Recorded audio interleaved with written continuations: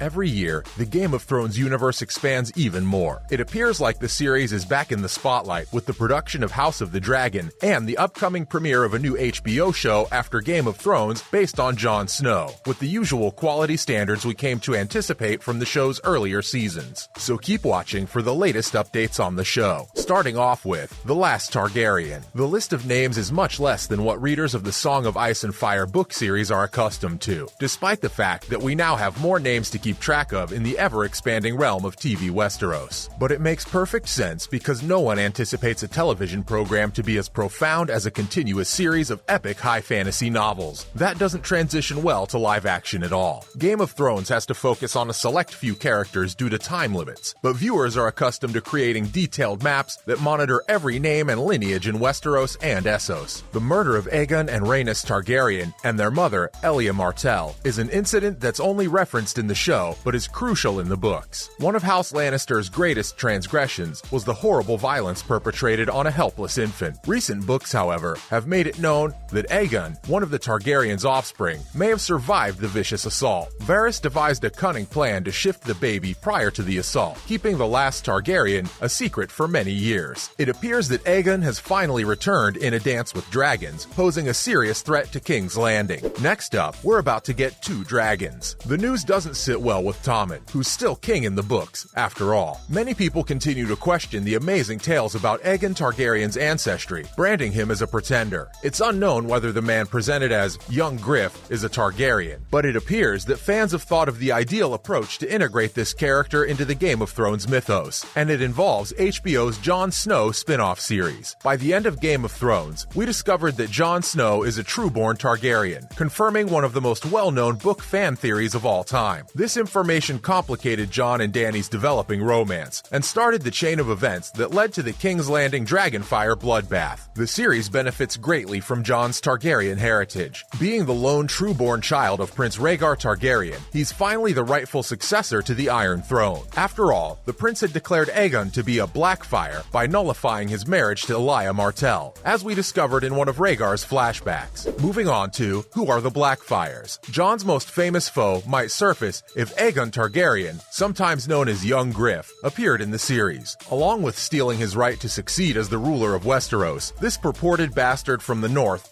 also stole his heritage and even his name. Rhaegar chose Jon and Lyanna Stark as his legitimate family, effectively excluding young Griff as a mere imposter. It's a terrible fact, but Westeros is full of harsh realities. The history of the Targaryens is one of well-known conflicts and brutal warfare. Just have a look at House of the Dragon to know what really went down. Even more disturbing is the realization that the same unrelenting brutality may occur inside the noble families shown in Game of Thrones, which concentrates on the drama that arises from the frail ties between them. Some fans have recently proposed the theory that the HBO Jon Snow series might be about the 6th Blackfire Rebellion. What does this entail for the rest of Westeros, as well as Jon? What it really implies is war. More on Targaryens versus Blackfires. The Targaryen bastards who asserted their right to the Iron Throne started a series of uprisings known as the Rebellions. The name refers to a Valyrian steel sword used to honor the first Blackfire. Since the 5th and final Blackfire Rebellion proved to be their downfall, House Blackfire is now regarded as extinguished. However, given young Griff's position, supporters think the guy may decide to go by the name Aegon Blackfire and gather his allies to battle Bran the Broken. Remember that not everyone praised Bran when he was crowned. Some residents of King's Landing still favor having Baratheon occupy the Iron Throne. Despite how much we adore the Starks, King's Landing residents did not hold them in the same regard. It's inevitable that Bran would become Griff's first target. The worst part is that Griff might assemble a sizable army under his new name, Aegon Targaryen. This army could be formed up of houses that still remember the senselessly violent murder of Elia Martell. He would, at the very least, be standing on the remnants of House Martell and perhaps even the Golden Company. This fan hypothesis is really intriguing because a 6th Blackfire Rebellion sounds like the perfect setting for a drama about bastards and Targaryens. Given that both Jon and Griff were candidates for this position in the books and on the program, it would also provide viewers with more information about the prophecy of the prince that was promised. The Game of Thrones fandom thrives on theories like these, so it's wonderful to see these characters and their complex connections receiving more love from the community. Finally, Harry Harrington and R.R. Martin talk about the show. Harrington talked about how Jon Snow wound up in the series and what might have happened to him after his character killed Daenerys, but said he was unable to comment much on the show's progress. Top secret stuff, you know. He's getting ready to be beheaded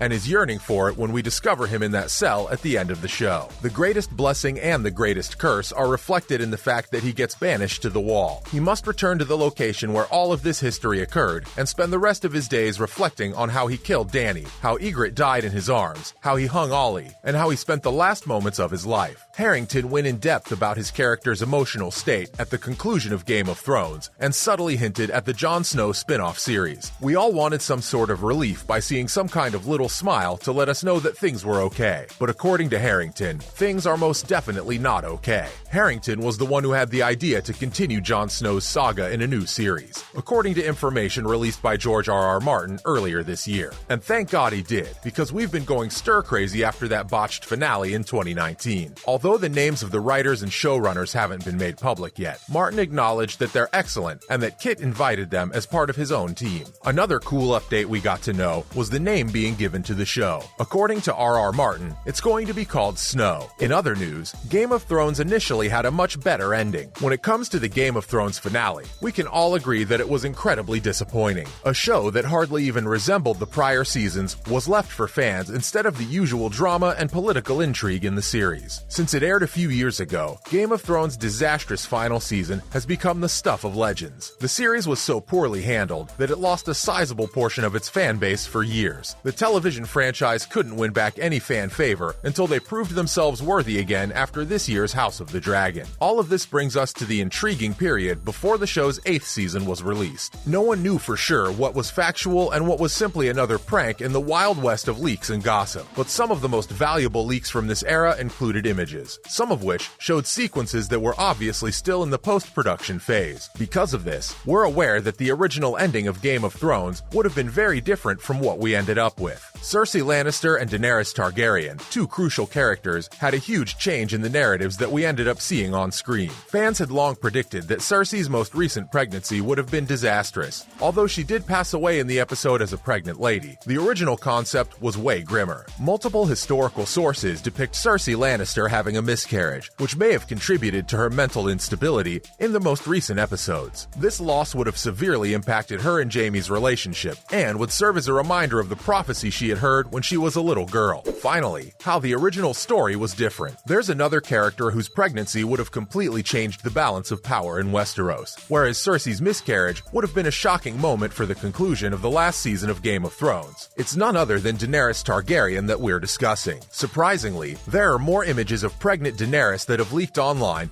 than there are of the Cersei miscarriage scene, which was actually shot and even edited according to the Cersei actress Lena Headey. Dany's pregnancy is somewhat a significant thing for the show's lore. As fans of the series will notice, Dany is not only sterile, but if she and Jon had given birth, it would have meant that they had created the ideal Targaryen heir, a boy of ice and fire. Other sources suggest that eventually, this child would have been the show's primary character. It's probable that the showrunners felt that having a fascist who's pregnant as the program's last antagonist would have gone too far, even by Game of Thrones standards, which is why it was cut from the show. But we think we can all agree that a child born to Jon and Dany would have been the ideal Game of Thrones character. The aunt and nephew incest is mostly accepted among Targaryens, so let's just forget that ever happened. That's a wrap for this video. Thanks for watching. What did you think of the tease of a new Game of Thrones spin-off? And how excited are you for Snow? Let us know in the comments below. Make sure to give this video a thumbs up and subscribe to our channel for more videos like this. See you in the next one.